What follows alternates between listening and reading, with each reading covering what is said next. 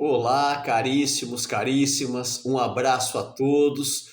Estamos aqui novamente com mais um vídeo onde nós iremos abordar temas aí relevantes, importantes e que despertam e aguçam nossa curiosidade por conhecimento.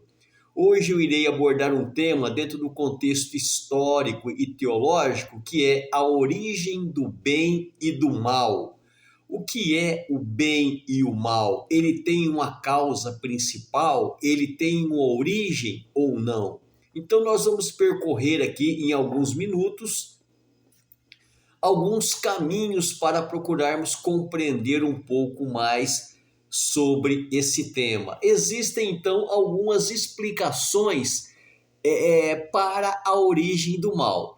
E vamos aqui trabalhar, falar um pouquinho e nos aprofundar sobre algumas delas. Então, vou pegar aqui para início de conversa, de diálogo, um pouquinho da tradição judaica ou da religião judaica. Qual é a causa do mal?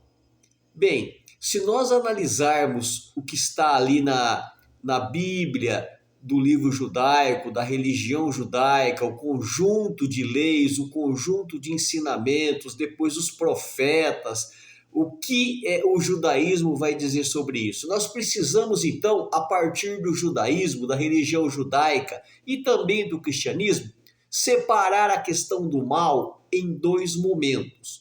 Qual seria o primeiro momento do mal? O primeiro momento do mal seria antes da criação do mundo.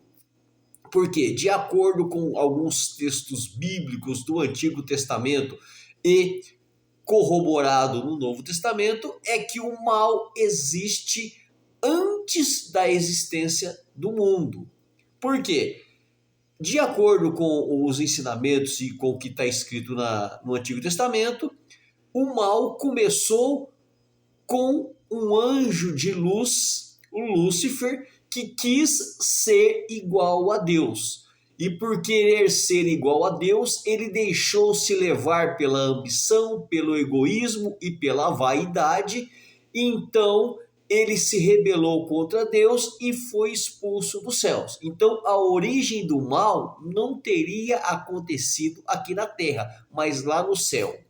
Mas aí surge uma problemática. Alguém pode pensar assim ou dizer assim: então a origem do mal foi no céu? Então Deus permitiu que o mal entrasse no mundo?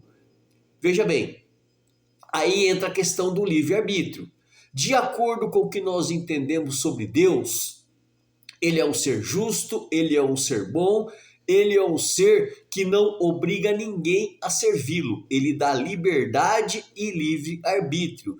Dessa maneira, podemos entender então que toda a criação de Deus, antes dele criar o mundo, tinha livre-arbítrio. Então os anjos, toda a hierarquia celestial, servia a Deus com a consciência de que ele era Deus e que ele era merecedor de toda a honra e toda a glória, até determinado momento que Lúcifer, usando do livre-arbítrio, então resolve provocar uma rebelião no céu e é expulso de lá. A partir disso, nós então, na narrativa bíblica, entendemos que o mundo foi criado e o homem e a mulher foi criado por Deus para habitar aqui o mundo, para administrar o mundo e as obras de Deus aqui na terra. Então teriam sido induzidos pela serpente, personificado na pessoa do Satanás, de Lúcifer, o anjo caído, que induziu Eva a comer a maçã e o mal que começou lá no céu se espalhou por toda a raça humana.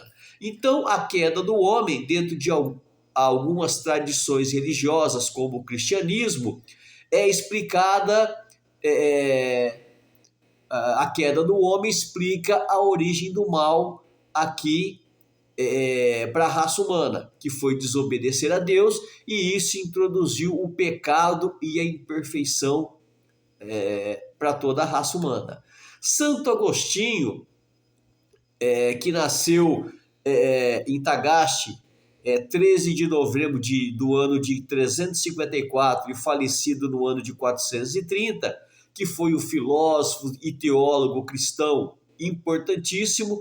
Ele é considerado um dos mais importantes pensadores da Igreja Católica. Ele vê o mal de uma maneira um pouco diferente. O mal seria a ausência do bem, ou seja, o bem seria aproximar-nos de Deus. E essa aproximação iria nos inspirar a valores éticos e morais que nos levariam ao bem. E o mal seria exatamente se afastar da luz de Deus, que nos deixaria vulneráveis e tentados a fazer coisas não boas, o mal. Então, o livre-arbítrio, de acordo com Agostinho, é vista como uma dádiva de Deus, nos dando a oportunidade de escolhermos entre fazermos boas ações e más ações. Bom, então a origem do mal dentro de algumas religiões atribui o mal a uma ação divina, ou seja, criar um mundo perfeito onde não existia o mal, e depois a permissão do livre-arbítrio, que poderia tornar a raça humana vulnerável às escolhas malignas. Já o maniqueísmo, que foi uma religião fundada por Maniqueu, que foi um profeta iraniano, que nasceu no ano de 216 depois de Cristo e faleceu no ano de 274, vai dizer o seguinte, vai dar uma visão dualista sobre o mundo. Então, Maniqueu foi um profeta de origem iraquiana, fundador do maniqueísmo, que é uma religião gnóstica que está extinta hoje. Porém, ela propunha uma visão dualística do mundo, duas forças se contrapondo, o bem e o mal. São forças opostas e independentes que lutam entre si. A matéria do maniqueísmo é vista como má e o espírito como bom. Algumas correntes filosóficas do maniqueísmo defendem a ideia de duas forças opostas e eternas, entre o bem e o mal, que lutam entre si. Então, o maniqueísmo vê o mundo como um campo de batalha entre essas duas forças, a luz e as trevas, o bem e o mal. O cristianismo, então, reconhece a existência do mal, mas considera o mal subordinado a Deus, diferentemente do maniqueísmo, que vai considerar que as duas forças, o bem e o mal, ela possui a mesma capacidade ou a mesma força. O cristianismo vai dizer que não, que o bem, a força do bem, a força de Deus é superior à força das trevas. A psicologia também dá a sua explicação. O ramo da psicologia vai falar dos instintos primitivos, que é a raiz, né, dos males na humanidade. Então, a psicologia evolucionista sugere que o mal pode ter raízes em instintos primitivos de sobrevivência. A luta pela sobrevivência fez do homem um ser agressivo e egoísta, que se manifestou através de um comportamento destrutivo. É lógico que com o avanço civilizatório, o avanço intelectual, o homem foi se tornando mais sensível e foi conseguindo dominar esse instinto primitivo e descobrindo então a ideia ou a possibilidade de fazer o bem, contrariando as profundezas dos instintos primitivos que geram essas forças e ações humanas. Então, ela vai falar também, a psicologia, dos conflitos internos. A psicologia analítica de Jung, ela explora a ideia de que o bem e o mal fazem parte da natureza humana e que a sombra, que é a parte inconsciente da personalidade, pode conter tanto o potencial destrutivo como o potencial criativo, ou seja, o mal e o bem. A mesma psicologia vai falar também sobre os desequilíbrios, que são a psicologia transpessoal, ela associa o mal a desequilíbrios emocionais. traumas e experiências negativas que podem levar a comportamentos prejudiciais. Já a visão espírita, ela vai falar sobre a imperfeição dos espíritos. O espiritismo considera que o mal na Terra é resultado da imperfeição dos espíritos que encarnam no planeta, muitos dos quais ainda em processo de evolução. E dessa forma, em algum momento futuro, nós vamos conseguir um equilíbrio aí ou melhorar as nossas ações para um mundo melhor. Então, à medida que os espíritos evoluem moralmente, eles se libertam das paixões inferiores, o mal então tende a diminuir, dando lugar ao bem, levando à evolução moral. Agora eu quero falar um pouquinho sobre uma religião antiga, o zoroastrismo. É uma religião persa que tem o seu profeta ali, Zoroastro, como o fundador dessa religião. Zoroastro também vai dizer que há uma luta entre o bem e o mal. Só que o bem, ou o Deus, Ahura Mazda, é o Deus que representa a luz e a ordem, e o mal é o Angra Mainyu, que representa o mal, ou seja, uma luta entre um Deus e um ser que é maligno, que podemos considerar parecido com a religião cristã, um demônio, Satanás, né? Então, Zoroastro viveu provavelmente entre os séculos 7 e 6 a.C., e a sua crença era baseada no deus Ahura Mazda, que pregava a luta entre o bem e o mal. Então, o mal era representada por Angra Mainyu como espírito maligno e destrutivo. Era a fonte do mal, da morte e do caos. Ele era o principal antagonista de Ahura Mazda, que é o bem. Então, o zoroastrismo, ele acredita que Ahura Mazda é o único Deus e o Senhor da sabedoria. E isso influenciou o judaísmo, o cristianismo e o islamismo.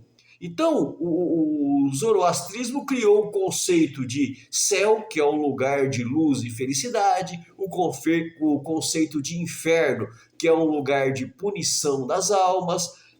Também vai falar no zoroastrismo a questão do dia do juízo, e que entidades espirituais podem ser comparadas com anjos e demônios. No livro sagrado de Zend Avesta, do zoroastrismo, ele vai falar sobre a força do bem e do mal, Ahura Mazda e Angra Mainyu. Vamos então continuar aqui. O cristianismo, então, enfatiza a unicidade de Deus e a natureza trinitária de Deus como Pai, Filho e Espírito Santo, o que difere das explicações dadas pelo judaísmo e da explicação dada pelo zoroastrismo, que negam essa natureza trinitária de Deus. E o judaísmo tem rituais como a circuncisão, a celebração do sabá e das festas religiosas, e possui um conjunto de leis. Então existem algumas características que diferenciam o cristianismo, o judaísmo, o islamismo dos zoroastrismos, mas num conceito, numa maneira bem peculiar, existe muita semelhança entre essas religiões. Tanto é que o zoroastrismo ele inspirou em muitos momentos, em certos aspectos, o cristianismo, o judaísmo e o islamismo, que é a ideia do bem e do mal, da oposição de forças. Só que no cristianismo, no islamismo e no judaísmo, a força de Deus é superior à força do mal, que não é a mesma coisa do maniqueísmo, que não vê essa superioridade de forças. Então, o cristianismo, o judaísmo e o islamismo se diferenciam do zoroastrismo e do maniqueísmo pelo contexto histórico, pelo contexto cultural, pelo contexto geográfico e por uma série de peculiaridades, porém tendo muita coisa em comum. René Descartes, vai dizer algo bem interessante, que nós não podemos pensar em nada que não existe. O nada não existe. Se ele não existe, ele não pode ser pensado. Portanto, se nós podemos pensar no conceito de bem ou no conceito de mal, é porque dentro de algum aspecto ele existe. Porque se o bem e o mal não existissem, nós não poderíamos pensar, não teríamos ideia sobre isso. Nós só podemos pensar naquilo que existe. Bem, meus caros, estou terminando aqui esse vídeo.